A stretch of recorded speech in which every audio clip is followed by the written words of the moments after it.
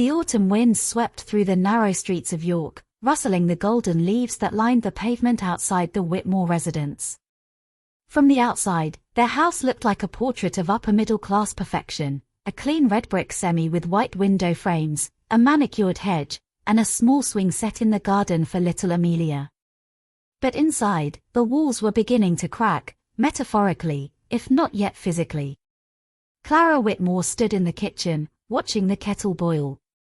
The soft hiss of steam was the only sound accompanying her thoughts, which had grown louder and more restless with each passing month. Her hands, once steady with confidence in front of a classroom, now trembled slightly as she held a chipped mug from their honeymoon in Bath. James walked in without a word, his shoes tapping across the tiled floor. He loosened his tie, dropped his briefcase on the table, and reached into the fridge. "You forgot to get oat milk," he said flatly, eyes still on his phone. Clara turned slightly. "I didn't forget. I didn't go to the shop today." He looked up then, slowly. "What do you mean you didn't go? You're home all day." There it was. The tone.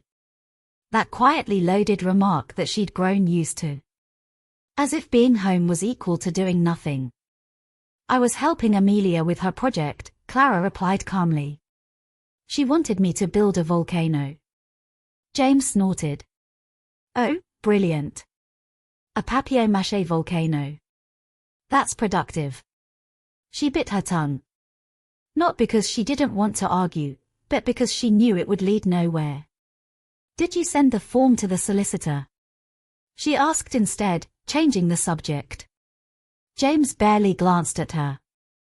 "I've had a busy day, Clara. I don't have time to handle your little side missions." "It's not a side mission," she said, more firmly. "It's the joint ownership of the flat in Leeds. We said we'd finish the paperwork this month." His jaw tightened. "Why do you care so much about that place?" "It's barely worth anything." "Because it's still in my name," Clara thought. "Because I remember what it cost me to help you buy it." But she said nothing. James opened his laptop at the table. "Anyway, dinner." "I haven't made anything yet," she said, glancing at the clock. "I was." "Oh, for God's sake, Clara," James snapped. "You're unbelievable. What do you even do all day?" "Honestly, sometimes it's like I married a ghost." Clara blinked. The silence that followed was sharper than his tone. Upstairs, the sound of Amelia's giggle broke through the tension. Clara moved toward the staircase, eager to retreat. "I'll order something," James muttered. Since the house servant's apparently gone off duty. Clara stopped in her tracks.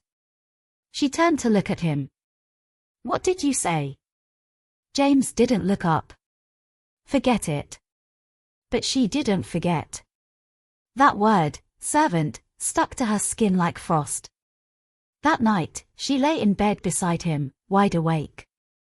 She stared at the ceiling and thought of every word she had swallowed over the past 6 years. Every time he interrupted her. Every joke at her expense. Every time he told people he was generous for letting her stay home. And the cracks in the walls. They were widening. Just past midnight, Clara quietly opened her drawer and took out a thin folder, property deeds, insurance policies, a USB drive with scanned documents, all still bearing her name. She stared at it for a long time.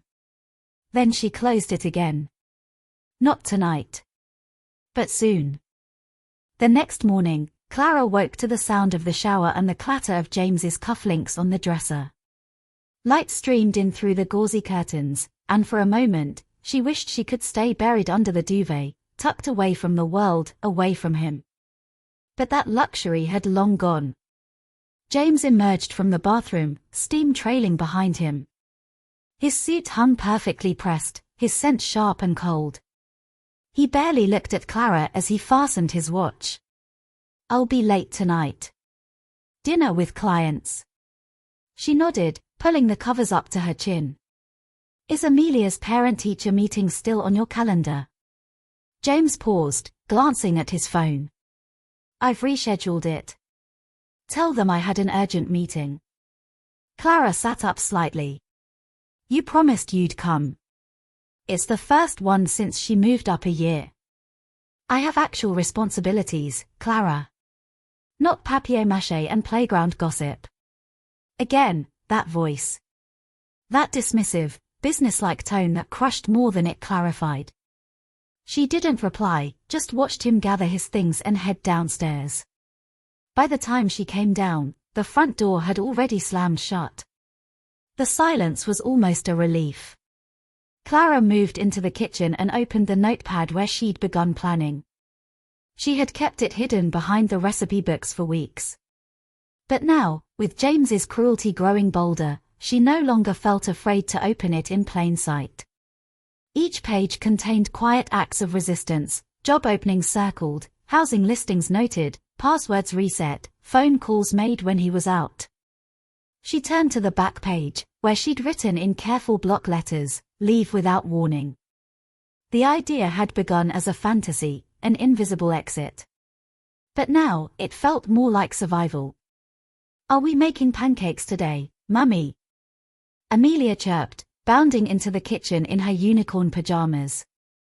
Clara smiled, quickly closing the notebook. "Of course we are. Blueberries or banana?" "Both." They spent the morning flipping pancakes and dancing to music from the radio. Clara felt lighter when it was just the two of them. But in the quiet pauses, her mind returned to that notebook. To the possibility of leaving. To the danger of staying. That afternoon, while Amelia was at a friend's birthday party, Clara walked into town. She stopped by the library, printing a few documents from her email, old teaching certificates, a refreshed CV, bank account details only she had access to. She walked past a travel agent's window and saw a small sign, "Studio flat available. Short let. Discreet inquiries welcome."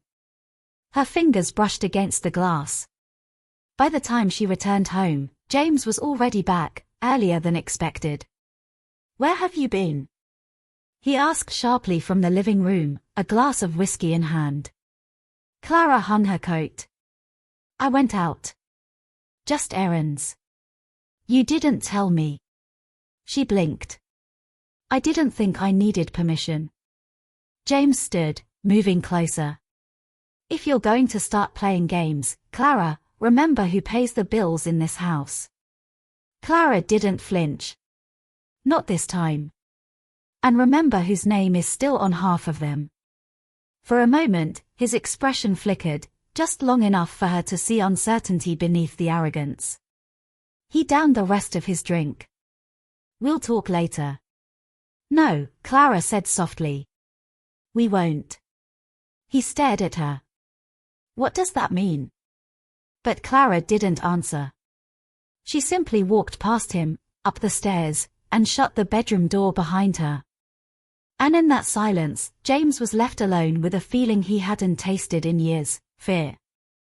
Days passed, but the atmosphere in the Whitmore household remained cold and brittle. Conversation became mechanical. Clara would prepare breakfast, Amelia would chatter away about school, and James would grunt a goodbye on his way out the door. At night, he'd return late, sometimes already reeking of alcohol, his mood either silent or simmering. But Clara had stopped reacting. She no longer waited up for him. She no longer asked where he had been. Instead, she planned. Each day, she checked another item off the list. She secured a part-time teaching position at a local academy, temporary, yes, but with a clear path to full-time. She discreetly visited the studio flat, small but clean, and just enough for her and Amelia to start over. The landlord, a kindly older woman named Mrs. Alden, smiled warmly and asked no questions. "I don't ask about the past," she said. "Only that the rent is paid." Clara liked that. She even opened a new bank account under her maiden name, quietly, legally, and with no trace connected to James. But one thing remained. Telling Amelia. That evening, after Amelia's bath, Clara sat on the edge of her daughter's bed. The child clutched a plush rabbit in one hand, still damp curls on her forehead. Her eyes were bright, trusting, untouched by the tension that hung like fog in the house. "Amelia, sweetheart," Clara began gently, "how would you feel if we had our own little place for just the two of us?" Amelia's eyes widened. "Like a holiday house?" "Sort of. But it would be cozy and warm and ours. And you could decorate your room any way you like. Can we bring Mr. Bunny?" Clara smiled. "Of course we can. And all your books too. Will Daddy come with us?" Clara hesitated. "No, love. Just us for now. Daddy needs time to think." Amelia went quiet, her fingers stroking the rabbit's ear. "Will you still love him?" The question stung more than Clara expected. She nodded slowly. "I'll always care about him. But sometimes, people need space to be better." Amelia nodded, seemingly content with the answer. "Can my new room be purple?" "Yes," Clara whispered. "It can be anything you want." As her daughter drifted to sleep, Clara kissed her forehead and stood by the window. Outside, the wind had picked up, leaves tumbling across the pavement like scattered memories. Suddenly, the roar of James's car echoed down the street, faster than usual. The headlights cut sharply into the drive.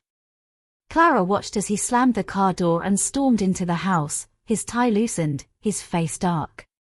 She quickly closed the bedroom door behind her and stepped out into the hallway. James was already tossing his keys on the side table.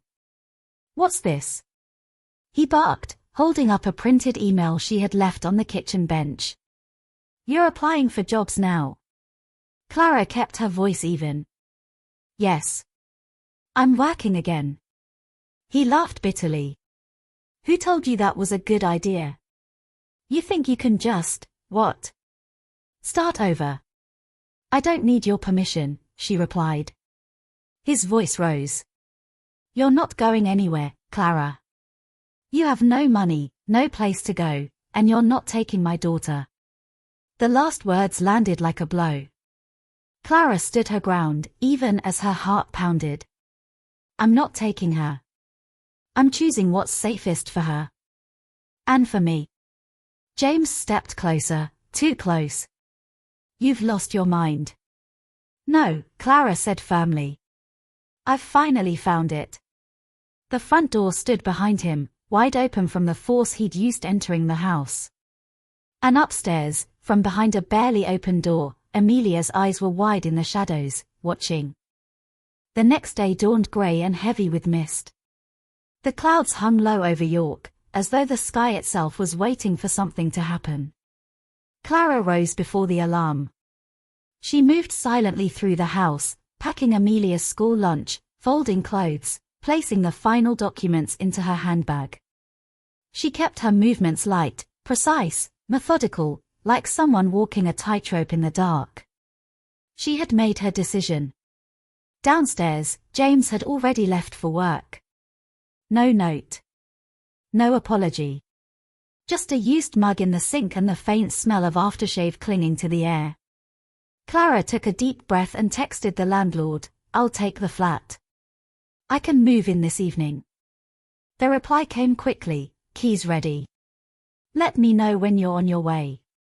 By the time Clara walked Amelia to school, the little girl was skipping along the pavement, unaware of the magnitude of the day ahead. Clara knelt to adjust her scarf before they went through the school gate. "After school, we're going on a little adventure," Clara said softly. Amelia grinned. "Is it far?" "Not far. But it's special. Just us." Amelia nodded happily and ran into the building, waving. Clara turned and walked away with the wind at her back and a strange calm in her chest. No more hesitations. No more doubt. The rest of the day passed in a blur, closing old accounts, collecting prescriptions, cleaning out her drawer of things she'd hidden over the years. By 4 o'clock, she stood outside the school gates once more.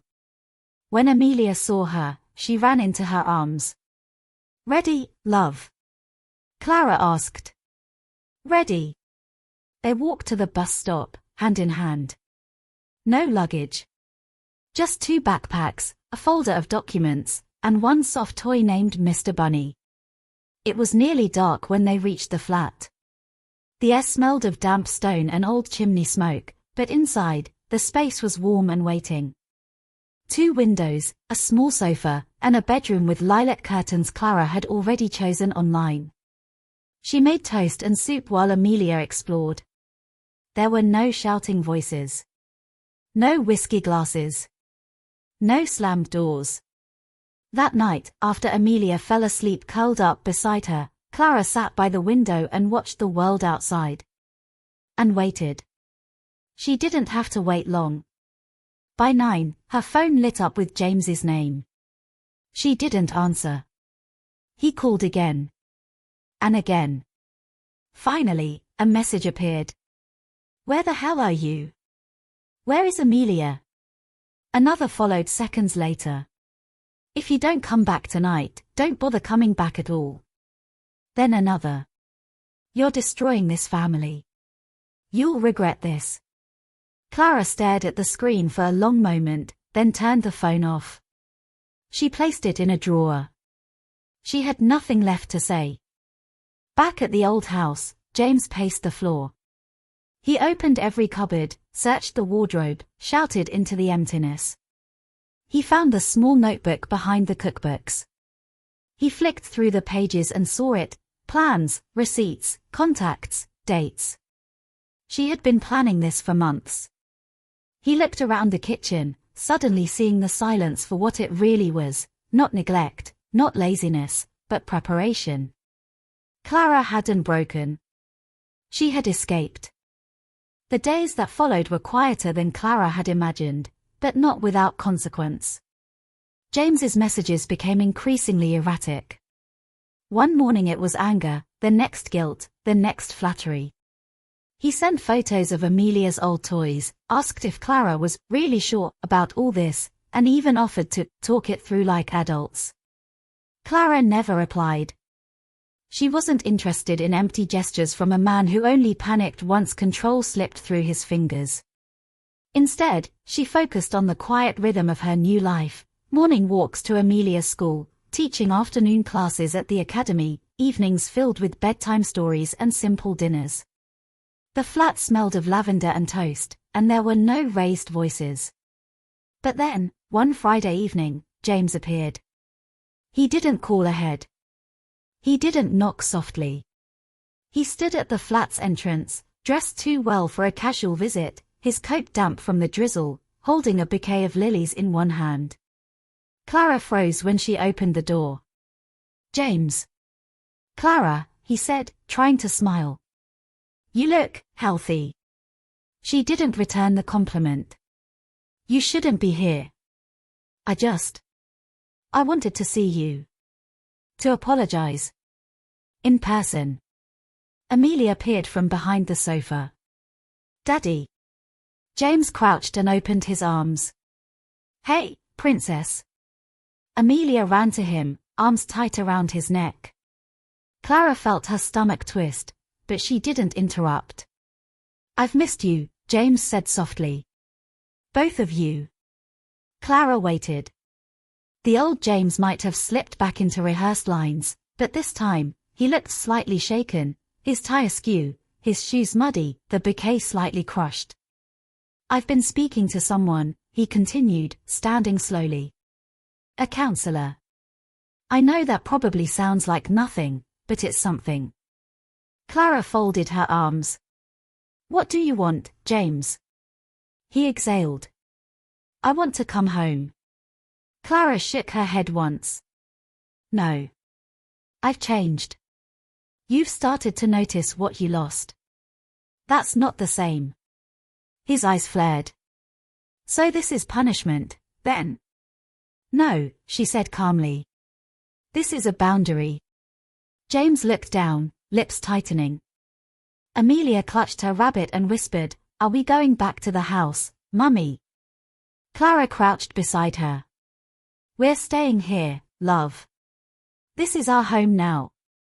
James's voice cracked slightly. You're just done. Just like that. Clara stood again, eyes steady. Not just like that. It took years. You just never noticed. The rain began again outside, tapping softly against the windows. Clara stepped aside. You can say goodbye. And then you need to go. James knelt again, holding Amelia close, whispering something Clara couldn't hear. Then he rose, handed Clara the crushed bouquet without meeting her eye, and stepped into the drizzle. She closed the door quietly behind him. The flat felt smaller than before, but safer. Stronger. That night, as Clara tidied up, she noticed James had left something on the small hallway table, a set of spare keys. No note. Just keys. She stared at them for a moment, then locked them away in a drawer. Not a gesture of goodwill. Not a symbol of trust. Just another thing she no longer needed. Spring crept into York with pale sunlight and the scent of damp earth. Trees along the crescent roads unfurled their first green leaves, and daffodils swayed gently on the verges. Life, at last, seemed to exhale. Clara found herself smiling more. Not the tight, polite smiles she used to offer in the old days, but real ones. The kind that bubbled up unexpectedly, when Amelia made a joke about her teacher's socks, or when a student at the academy finally grasped a concept she'd been struggling with. For the first time in years, Clara felt like herself again. But James wasn't finished. He had gone quiet since that Friday night, but silence with James was never peaceful. It was just the eye of the storm. It began subtly. Letters arrived at Clara's new address. How he got it, she never knew. A solicitor's note. A vague reference to custody. Hints about visitation rights. Language wrapped in legality, but Clara recognized the intent behind it, control masked as concern. Then came the email. Polite on the surface, but cold beneath. I've spoken to a family solicitor. I believe Amelia needs stability. Shared custody is the fairest solution for her. I'd prefer not to escalate this, Clara. But I will if I must. Clara read it twice. She took a walk after reading it, hands clenched in her coat pockets, her heart thudding like a drum. She passed the bookshop, the bakery, the river. The town hadn't changed, but she had. She was no longer the woman who waited quietly, who whispered her needs and hoped someone might listen. Back at the flat, she sat down at her small desk. She didn't cry. She didn't panic. Instead, she picked up her pen. Her reply was simple and clear. Amelia has stability now. She has peace. I have no intention of removing you from her life, but I will not allow her to return to the environment we left. You are free to seek legal action. I am no longer afraid. She sent it without hesitation. A week passed. No reply. Then, on a Wednesday morning, as Clara left the flat to walk Amelia to school, she found James standing by the front gate. He looked worn. The arrogance had cracked. His coat hung awkwardly, and his eyes were ringed with fatigue. "Can I walk with you?" he asked. Clara didn't answer immediately. Amelia looked up at her, unsure. Clara bent down. "Do you want Daddy to walk with us today?" Amelia shrugged. "Only if it's not too loud." James winced, the words like a sting. They walked together in silence, down the cobbled path, past hedges newly in bloom. Halfway to the school, James stopped. "I read your reply," he said. "I'm not going to fight you. I wanted to know if I could still be a part of her life." Clara turned to him. "That's not my decision alone. It's hers too. And it's earned, James. Not demanded." He nodded slowly. "I know I was cruel," he said. "I don't expect forgiveness. I'm not asking to come back. I don't want to disappear. Clara searched his face, and for the first time, she didn't see power or manipulation. She saw a man adrift. You can start by writing to her, she said. No pressure. No demands. Just honest words. James nodded. All right. When they reached the school gate, Amelia hugged him quickly before running in. Clara watched him linger a moment, then turn and walk away. There was no dramatic goodbye. No music swelling in the background. Just a quiet reckoning. And that was enough. The weeks that followed moved gently, like ripples on still water. James kept his distance. True to his word, he didn't pursue legal action. Instead, letters began arriving in Amelia's name, small envelopes with silly drawings, riddles, and handwritten stories about imaginary animals named after her. Sometimes, a pressed flower was tucked inside. Sometimes, just a note saying, "Daddy's thinking of you today." Clara always let Amelia open them. Sometimes Amelia would read them aloud with a smile, other times she'd simply tuck them into a box she now called her dad drawer.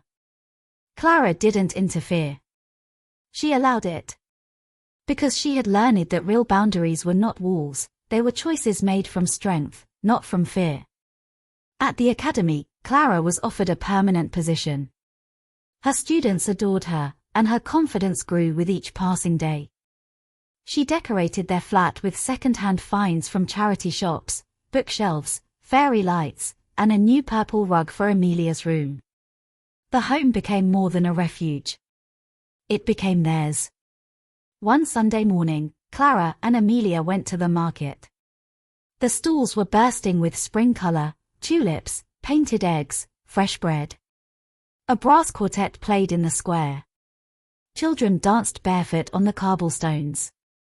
Amelia tugged at her sleeve. "Can we get Daddy a pie?" Clara blinked. "A pie? He likes steak and ale." "We could send it. With my drawing." Clara considered it. "All right, then." They bought the pie. Amelia wrapped her picture with it, a colorful scene of 3 smiling stick figures holding hands under a purple tree. That evening, as Amelia slept, Clara sat with the package, ready to post. She wrote a brief note. "She's doing well. We both are. Thank you for respecting the space. I hope you're doing the same." Then she sealed it and placed it by the door. For the first time in years, she didn't feel like prey or prisoner. She felt complete. Later that week, as she passed the mirror on her way out, Clara paused. The woman staring back at her no longer looked lost or dimmed. Her posture was stronger. Her gaze was clear. Not hardened. Just certain. Outside, the sky was pale blue and cloudless. York's rooftops shimmered with morning light. Amelia ran ahead on the pavement, laughter trailing behind her like birdsong. Clara followed, calm and steady. No more escape plans. No more fear. Just a life rebuilt, day by day, from the quiet courage of leaving. Summer arrived gently in York. The city buzzed with quiet contentment, students sprawled across university lawns, boats drifting lazily along the river, and laughter spilling from open cafes. Life had pressed forward, as it always did, but for Clara, everything now carried a different rhythm. She no longer counted time by arguments. No longer watched the clock with dread. She measured her days in small victories, morning cuddles with Amelia, cups of tea finished while still hot, lessons that ended in applause, and sleep that came without the weight of fear. One evening, after tidying up the flat, Clara pulled out the old notebook, the one she had once used to map her escape. Its pages were now mostly crossed out. The plans had been followed, the risks taken, the consequences survived. And yet, at the back, she found a blank page. She stared at it for a long while, then picked up her pen. At the top, she wrote, "What happens when healing begins?" The list was different this time. It wasn't about leaving. It was about growing. Learn to swim again. Take Amelia to the coast. Try baking without a recipe. Say yes more often. Trust myself. Just then, a knock at the door. Clara rose, puzzled. It was late for visitors. When she opened it, she found James standing in the corridor, not with flowers or apologies, but with a simple envelope in his hand. "I came to drop this off," he said, voice low. "No drama. Just a letter, for Amelia. I didn't want to post it. Thought she might like to read it from me." Clara nodded. "She's asleep now." James looked down. "Of course. I didn't expect, well, thank you." He turned to leave, then hesitated. "I've been rebuilding, too," he said without meeting her eyes. "Therapy's harder than I thought. But I'm showing up." Clara didn't say anything. She didn't have to. He nodded to her, quietly, and walked away. She closed the door behind him and stood in the quiet. Then she walked into Amelia's room, placed the envelope by her bedside, and tucked the blanket around her daughter's shoulders. The flat was still. But it wasn't silent. It was full of the soft, steady hum of life moving forward. Clara returned to the blank page. And in the corner, she wrote one more line. "Leave the door open, just a little, for the right kind of return."